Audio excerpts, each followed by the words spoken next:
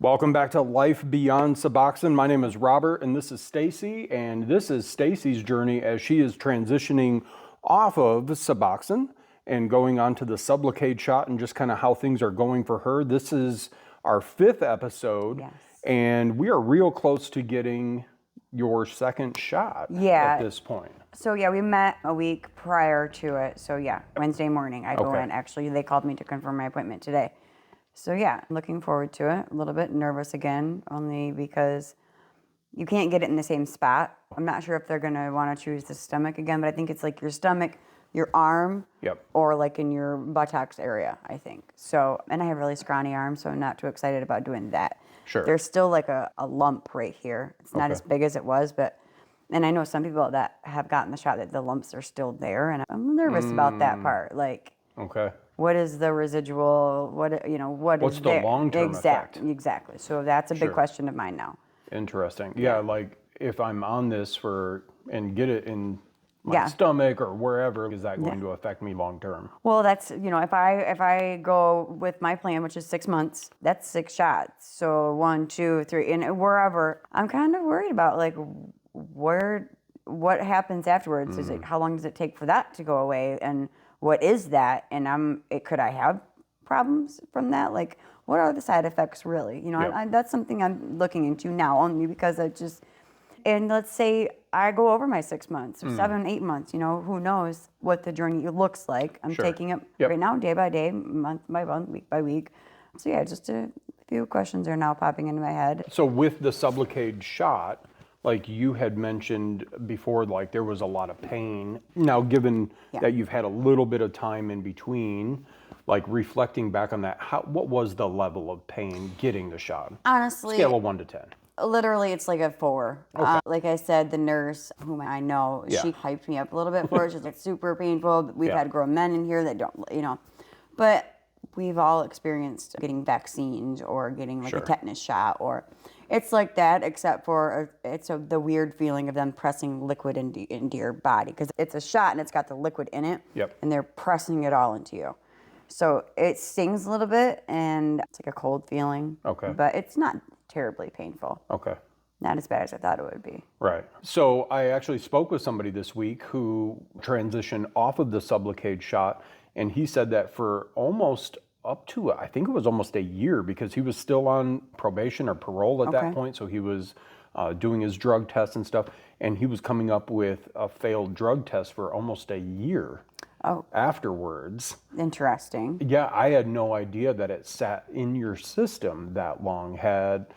Did you know that? Was that something? Okay. That's interesting, and I think that goes back to maybe the medication, like the lumps that are still inside you, like what is that? So that'd be interesting to see. Yeah, maybe ask her about that. I don't know if there's anything that you can do. Cold compresses, hot compresses, something I'm thinking to of like get it. old wives' tale things, like putting something on it to help. Hot rice. Stuff like that. Yeah, I think that's definitely one of the bigger questions I'm going to ask with that is, what is it? How long does it stay in there? And if somebody's failing a drug test, especially that long after, that's something that needs to be figured out. Yeah. And I've noticed lately I have been seeing the commercials for Sublocade. Really? Actually, it was weird. It was on Thanksgiving. We were sitting at my parents' house, and it just pops on the TV, and I'm just like, that's quite... What did the commercial for Sublocade say or promise, or like what was the... I've never seen one. It was about a girl, whose family really wanted her to get clean and get sober, and like, this is your new chance, a chance at a life, and then the same thing, like, it was a recovery commercial. But it also says in there, with Sublocade and with amongst other things like counseling and talking to a doctor, and it didn't say a recovery plan, but it definitely implied some other things.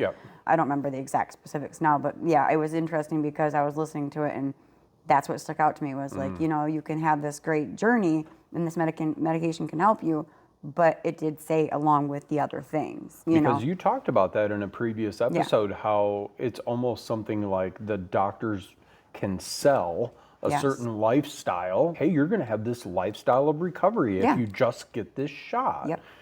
And it's really just a lifestyle of sobriety because there's other work that happens with the recovery yeah, journey. absolutely. Like you get the shot, or even let's say Suboxone. Sure. You get on Suboxone, you're getting sober.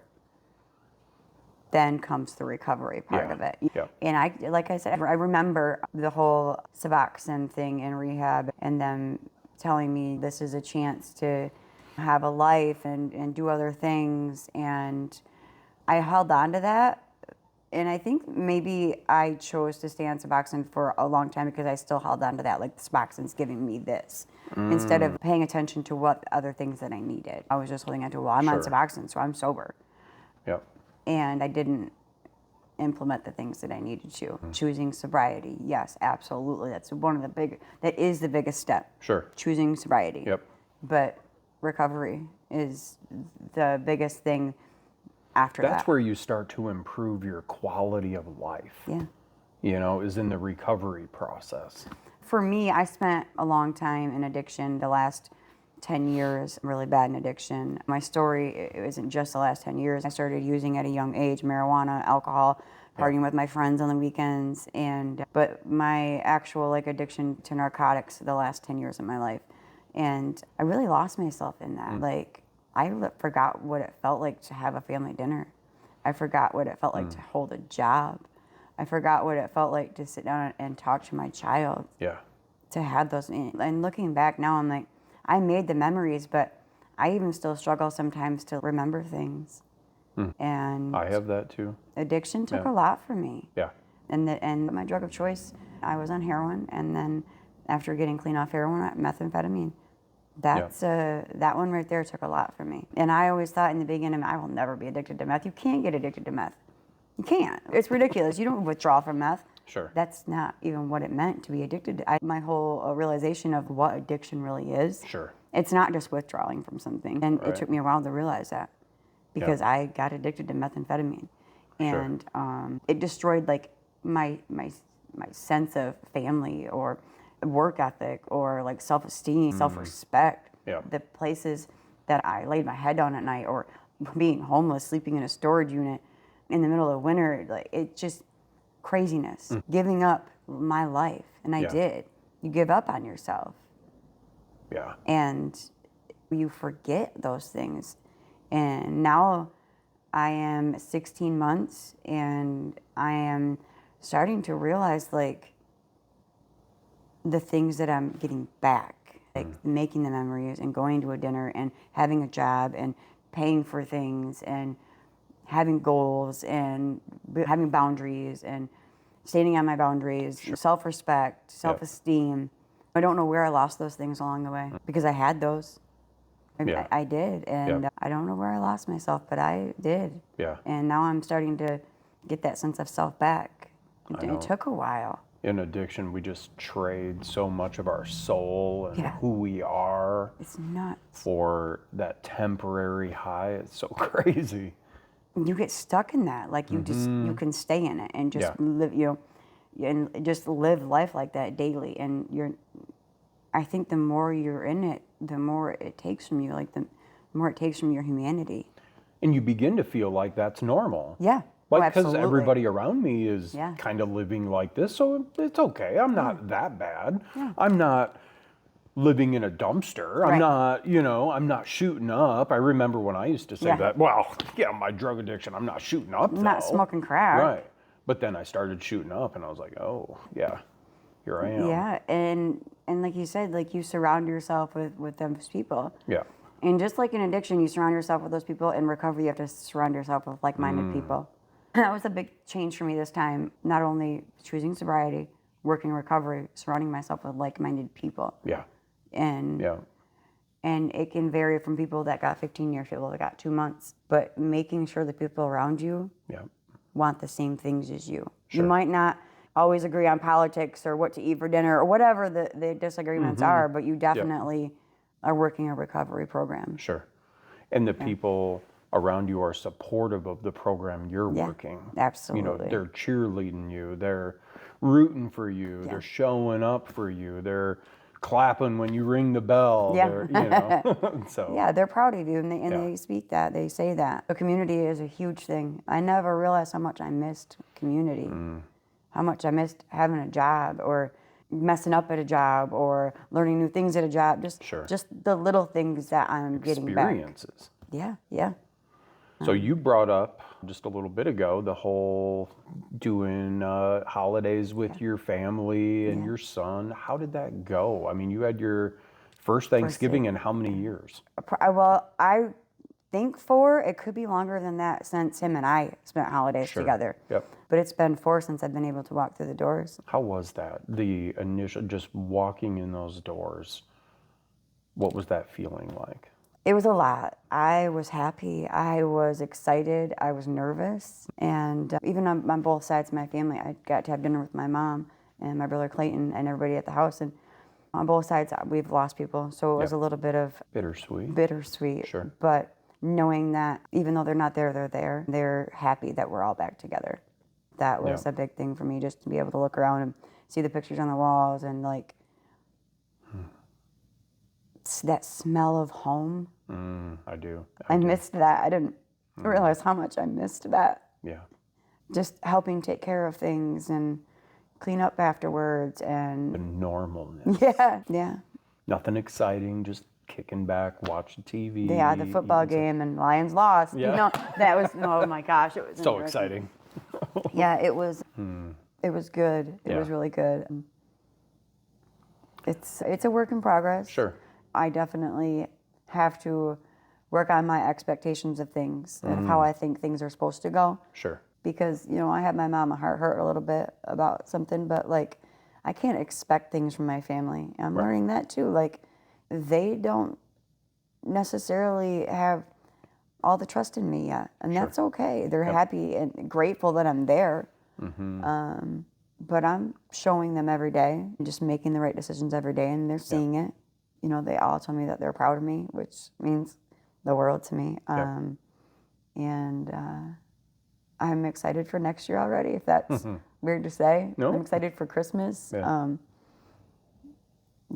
I missed these things. I used to say, like, I hate traveling on holidays. I'm never going to leave. Everything's going to be at my house from now on, you know, when I had the kids and stuff. And now I can't wait to go to every single family function that I can. Yeah. Creating this life that you want to be in. Yeah, that's beautiful. Instead of avoiding it or feeling shame.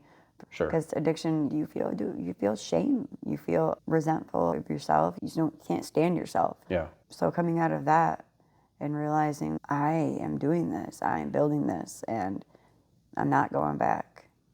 And I have to believe that the way that you're living your life now is honoring to the people that you have lost along the way. Absolutely. Like, you're honoring their memory by choosing to live in a life where you're sober and in recovery and doing some things with your life. Yeah, with my family and my friends that I've lost, because there's been a lot. You know, this community has suffered a lot.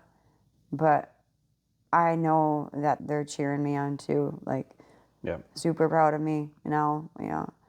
I get to, at work, I work at a gas station and in my hometown, and people come in, they see the difference. They're even, you know, some of them watching these, and it's nice to know that they care, and it's nice to know that they see the difference. Sure. Because sometimes I don't always see it. You know, internal work is a lot harder than the external work, and sometimes people don't get to see the internal work that you do. Yeah. Because people aren't with you every single day. So, Yeah. Any standout moments from Thanksgiving that were just like, man, I'm going to hold on to this memory for a decade or longer? Well, my son passed out on the couch for Thanksgiving dinner was one of them. That was nice to see. And then... just him being comfortable. Yeah.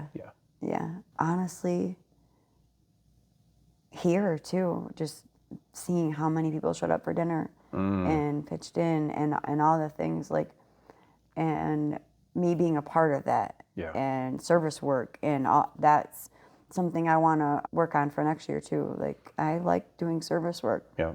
It's a big piece of recovery. Heidi and I were just talking the other day, and she said, I feel like my recovery journey is easier than some other people's Okay. because of the job that I have, Okay. where I have to show up every day. I'm working in recovery. I'm the leader of this Yeah. center. I'm going to meetings once, sometimes twice a day. I'm showing up for people. I'm doing the counseling. It's like every day her life has some thread of recovery Yeah, running absolutely. through it. And mine too. I mean, this is the hardest I've ever worked on recovery, but it's also that service to other people. I got a phone call from somebody today and they're like, hey, I want to come out and do service work, but I don't have a ride. Okay. Can you come pick me up? And at first I'm like, I gotta go pick this person. Yeah. But this person wants to work here and wants to be in our presence. And so who am I to not go drive 20 minutes to go pick somebody up? And in that car, we're going to have a little counseling session. So, Well, and like you said, you guys get to do the service work every day. yeah, So when people want to do the service work, absolutely. Because you and I both know, like, Sure. that's the stuff. That's the Yep. good stuff It in is the good recovery. stuff. Yeah. Soberfest was amazing. I had the best time. I didn't stop running around. I didn't stop working. Like, Yeah. I was just on the go, but I loved it. Yeah. And I seen just people in our community, like, just, they had the smiles on their faces, and like they were like, I had an amazing time, and I can't wait to do it. Like, I like seeing that. Yeah. And it's the service work. Those are the things that you get to do. Sure. You get to experience in recovery. It makes your recovery rich, Yeah. Yeah. And eat with Robin. She did the pancake breakfast. I got to help her take all the stuff. I didn't get to go to it, but I want to be involved in things like that next year. I want to do the things. I can't wait to see what Soberfest next year is going to be like. And it gets addicting. You know what I mean? It really does. When you're doing things Sure. to help other people and to help your community. Yep. It's that little feel good, like I just did something, it impacted someone else, and I don't even need my name in a paper or a title after my name or anything. I just showed up and made a difference right where I'm at. And that's the biggest thing right there. Making a difference right where you're at and meeting people right where they're at. Yep. That's the two things I've seen that really work. So before we close, questions that you're thinking you're going to see your doctor in a day or two here, questions that you're thinking about asking your doctor about just your journey so far and like what to expect going forward. What are some of the top things you're wanting to ask? How it sits in there, in my stomach, and what is it, first of all, and how long does it last? And, even you brought up, does it make me drop dirty for things? Would it make me drop dirty for a job? You know what I'm saying? Like, those are things that I need to know.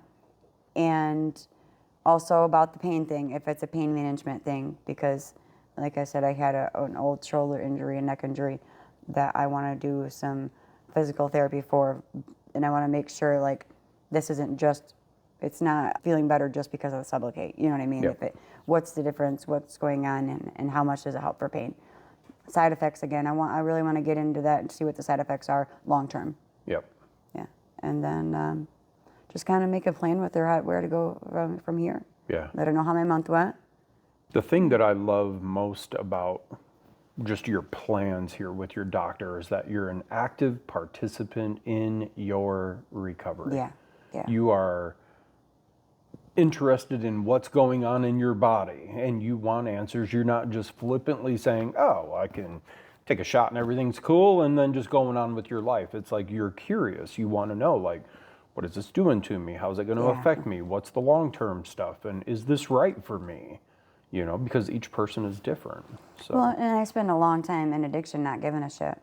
We don't really care about what we put into our bodies and what we put our bodies through. Yeah, in recovery, and I'm getting older too. Like I want to learn how to take care of myself. Sure. I want to be around for a while, God willing that I am. But so yeah, I want to learn these things. It is important to know what's going on with our bodies and our health and our mind, and to be healthy. Yeah. And that's something that I am taking seriously now. It's all that self-care, right? Self-care, it's huge. I didn't realize how big it was. Yeah. It's much more than just meditating or going out for a run or taking a nap. it's like there are so many other facets of self-care. There's so many, and sometimes I forget self-care too, though. Sure. Like I can get so wrapped up in like my work day and meeting and home and sleep, and I've been getting up at 4 o'clock in the morning to go to work, and that's a big change for me. Yeah. I was working days, and now I'm working mornings, and I'm exhausted by 2. Sure. I mean, Yeah. like it's different. Yeah. But like I said, I want to take care of myself, and I want to get to know myself, get to know my body, and figure out how to make it so I can be around for as many years as possible. As always, we are not doctors. I mean, we say it kind of jokingly, but the real here, definitely, if this is something that you're looking at, if you're currently on Suboxone, or if you're thinking about getting on Suboxone, or if you're thinking about getting off and transitioning over to the Sublocade shot, definitely have a conversation with your doctor. It's your body. You should care about this, okay? So like literally go have a conversation with your doctor. Just see what's up. Talk to them about how you're feeling, what things are going on, what your goals are, and come up with a plan that works for you and your recovery and the journey that you're on. And yeah, anything last minute? Not off the top of my head. I'm just kind of excited to see my doctor Wednesday and then check in with you guys next week. Sounds good. As always, stay sober, not boring.